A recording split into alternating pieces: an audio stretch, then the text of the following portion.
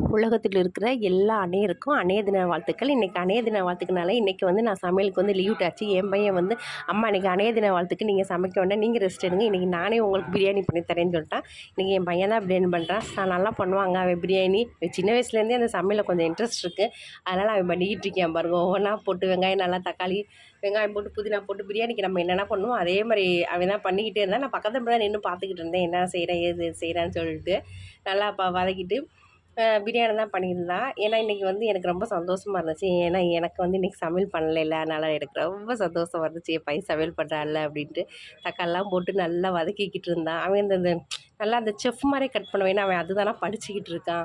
இந்த மட்டனில் போட்டு இன்றைக்கி மட்டன் பிரியாணி தான் எங்கள் வீட்டில் பண்ணியிருக்கோம்.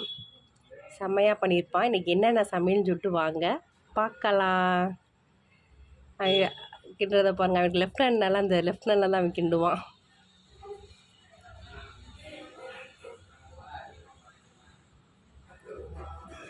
இலையை போட்டு நல்லா தண்ணியை தொளிச்சிட்டு ஃபஸ்ட்டு வந்து வேக வச்ச முட்டை, அந்த முட்டையை வந்து அவன் எல்லாம் இன்றைக்கி சமையல்களும் அவன் தான் ரெடி பண்ணான்.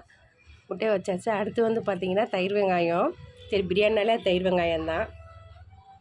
அடுத்து பார்த்திங்கன்னா இன்றைக்கி எங்கள் வீட்டில் இன்றைக்கி ரத்த பொரியல். இந்த ரத்த பொரியல் வந்து நான் தான் பண்ணேன். அடுத்து வந்து பிரியாணி செம்ம சீரக சம்பா அரிசியில் கம்ம வாசமுள்ள மட்டன் பிரியாணி. சாப்பிட சூப்பராக இருக்கும். அடுத்து பார்த்தீங்கன்னா எங்கள் வீட்டில் இன்றைக்கி குடல் கிரேவி, அது சூப்பராக இருக்கும்.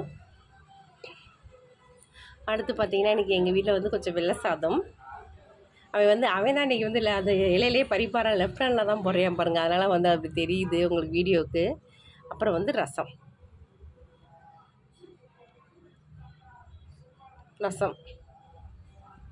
இன்றைக்கி அன்னைய தினத்தன்னைக்கு இன்றைக்கி என் பையன் சமைச்சது இதுதான்.